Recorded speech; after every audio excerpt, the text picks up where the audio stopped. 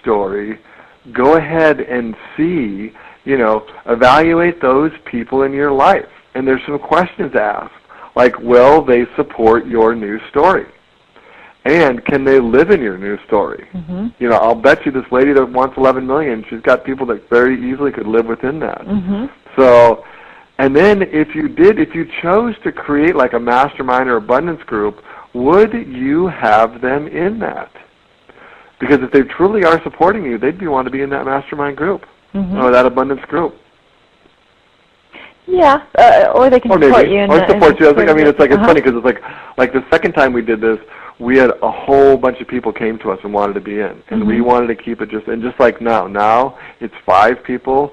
There are people who will do supporting roles, but I'm just saying as a concept, would their attitudes and beliefs support you such that you may, which means it doesn't mean you have to, but it means would you potentially have them in your life? So. And that's I have to get more. I have to give more because it's like when you say what you say, it sounds so cool, and this is just part of my hardwiring. Right. That's different, and Yeah, but it does. You've got to work with your hardwiring until you can, so you can shift it. So you can shift it. Yeah. And you can do that vibrationally. Yes. Yeah. And with the imagination, that's why having that intentions and seeing those visualizations. It's why Einstein said imagination is more important than knowledge. You've got to imagine it first. You've got to see it first. Point. And you've got to feel it, and then the knowledge just is drawn to you. That's such a good point. Excellent. Okay, so our next thing to do is now that you got this, write the story out. Write the, really, like for me, it's like I have a lot of my clients, they'll actually create games. And then they'll be in the games. Yeah. And they'll have it happen. And then, they do, and if the work is meditation, they do that work. Yeah. If the work is creating, whatever it is, they will, do that. So if you're out there listening, write your story. And I have my clients, I have them use the Pray Rain Journal for the month. If they're trying to, it seems like a lot of my clients right now, that's what they're trying to attract is financial abundance. Right. And so we just do a financial abundance Pray Rain Journal. And for those of our listeners that, if you weren't on when we had the amazing Jeanette Ma on, she introduced us to Pray Rain Journaling. Yes. Which is simply journaling a page a day or an entry a day about what you want as if you already have it. Exactly. So again, it's igniting. Feeling, how it. And and I got to say, Pray Rain journaling works. It does. It's amazing. It works so incredible. So it's igniting that imagination to feel the feelings of how you want to feel when you have that money, so that you can feel that now, creating yourself to be the vibrational match for that. Yeah. Yeah.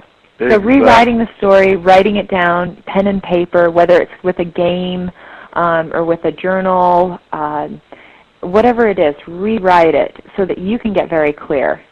Maybe a manifestation board, a vision board, like you have, Jim, and I've got one in my office.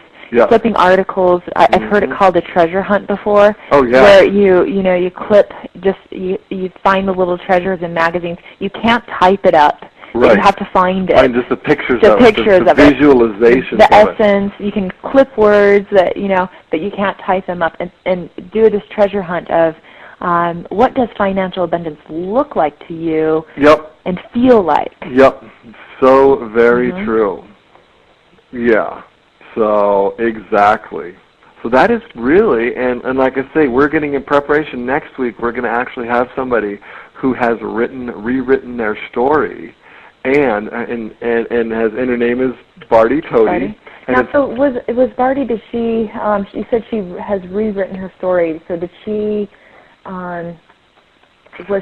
She learned. She was a registered nurse. She got tired of registered nursing, and she says, "I'm going to make money another way," and she has.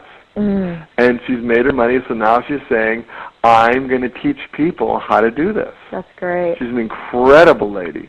Wow, that's going to be a real treat. And for those of you who want a sneak peek at some of Barty's information, like I know I do, she has a webinar tonight. Yep, tonight at 7 o'clock Mountain Standard Time, 9 o'clock. And if you go to www.whoisbarty.com, you can get the information for that. Or if not, there's an email link to email to her, email her and say, hey, Life in the Skinny Branch has heard about this webinar, do it. And we have a question out there, and the question is, when you feel you have no money, what advice would you give to turn yourself around? I always like when I'm feeling that scarcity mindset, maybe I've gotten some bills that I'm not exactly sure how I'm going to get those paid, and I'm feeling that scarcity. One of the things that I like to do is I pull the lens back on my life. And I've spent some time in some remote villages in Africa, and and so I start to look around at the abundance that exists right there within my house. I can literally look at the clothes that I'm wearing and tally up to hundreds of dollars. Yep. So I look at what is abundant around me, and if you are living in America, it's impossible for you to not look around wherever you are and see wealth. Even if you're living in England. Yes, also. England, yes. So, but, one of my favorite sayings is you'll never starve to death in America. It's literally impossible. Right.